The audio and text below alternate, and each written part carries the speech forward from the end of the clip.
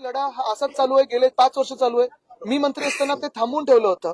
आता पण तिकडे नागरिक झाडं कापू देत नाही, त्यांचं देखील मनापासून अभिनंदन करतो. या सगळ्या पार्श्वभूमीवर एकूणच जी काही चळवळ सुरू झालेली आहे, आगामी निवडणुकांमध्ये आपल्याकडनं सुद्धा जे उमेदवार असतील त्यांनी सुद्धा या संदर्भात प्रचार करावा, एकीकडे असं काही सूचना आहे? बघा, प्रचाराची ही खरं तर गरज लागलीच नाही पाहिजे. जे आपण मूलभूत काही गोष्टी बोलतो त्याच्यात झाडं न कापणं ही बेसिक असायला पाहिजे ना. म्हणजे एवढं सगळं मस्त जंगल इथे उभारलेलं आहे आणि हे सगळं कापून तुम्ही इथे ते माईस म्हणजे सगळं डान्स पार्ट्यांपासून सगळं इथे चालणार, हे तुम्ही करणार आहात का? कॉन्फरन्स वगैरे साठी जर तुम्हाला चांगली जागा पाहिजे असेल तर इतर ठिकाणी होऊ शकते.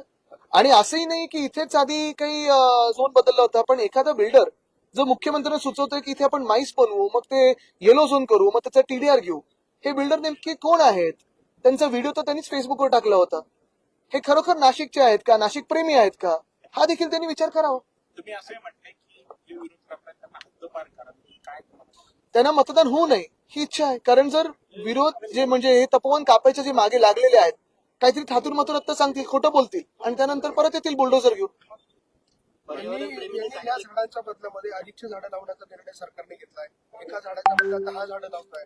नाही, पण ह्याच्या बदले तुम्ही माईस अजून डबल करा ना, टीडीआर अजून दुप्पट घ्या.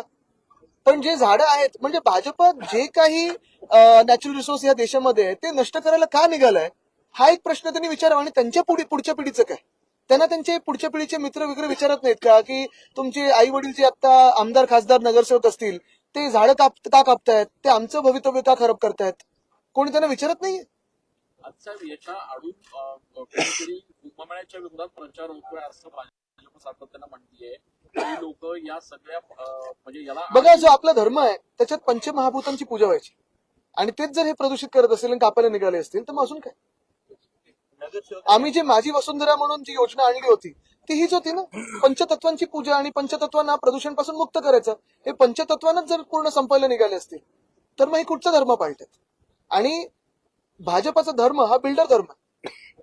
ते कोण बिल्डर आहेत ते कोणी टाकलेला व्हिडिओ तो सोशल मीडियावर ठक्कर कोण आहेत ते, कोणाचे आहेत ते, कुठून आलेत ते, कोणाच्या जवळचे, त्यांनीच टाकलं तो. आणि तेच सुचवत आहेत की एक तर एआय आणि टीडीआरचा काय संबंध, त्यांनी तो क्लिप टाकली त्याच्यात मला काही माहिती नाही. एआय हे पूर्ण वेगळं आणि टीडीआर हे बिल्डरांसाठी असतं. आणि टीडीआर म्हणजे तुम्ही तपोवन कापून येलो झोन करून तुम्ही बिल्डरांसाठी तुम्ही जर सगळं काही घेत असाल मग लोकांच्या हातात काय मिळणार? इच्छुक उमेदवार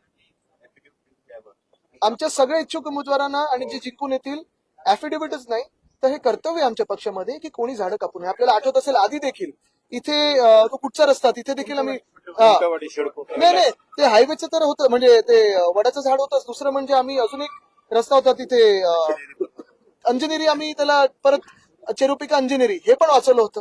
हे सगळं आहेच. आता पुन्हा एकदा तिथे रोपवे करण्याचा प्रयत्न केला जातो आहे. ब्रह्मगिरी पर्वतावर रोपवे आपण आधी विरोध केलेला होता आपल्या सरकार असताना, पुन्हा तो घाट.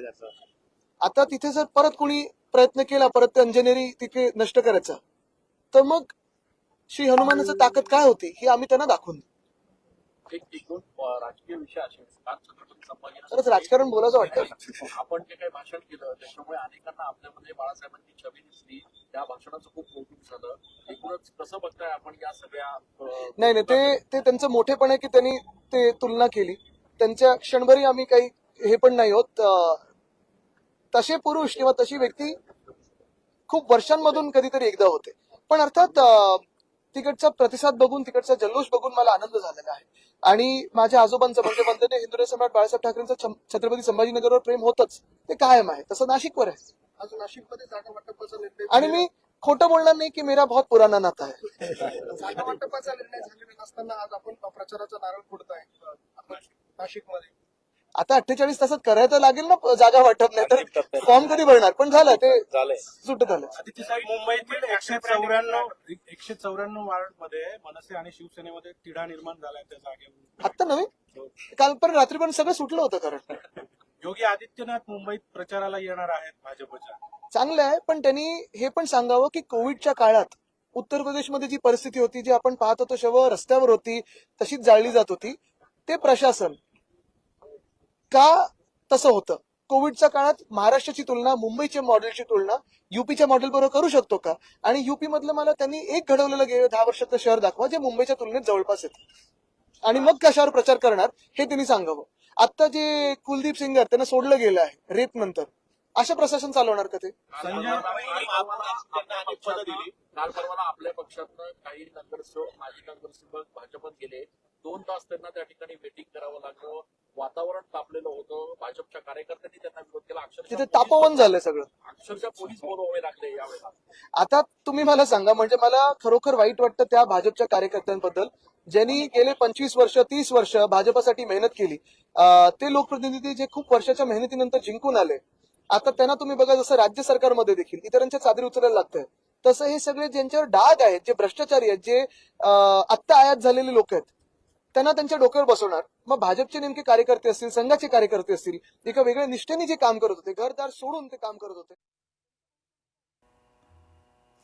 तर तपोवनातील वृक्षतोडीवरून आदित्य ठाकरे आक्रमक झालेत.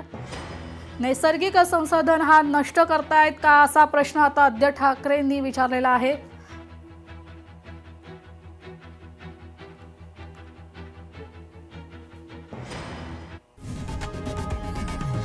लोकशाही मराठी ऐका, पहा, जागरूक रहा.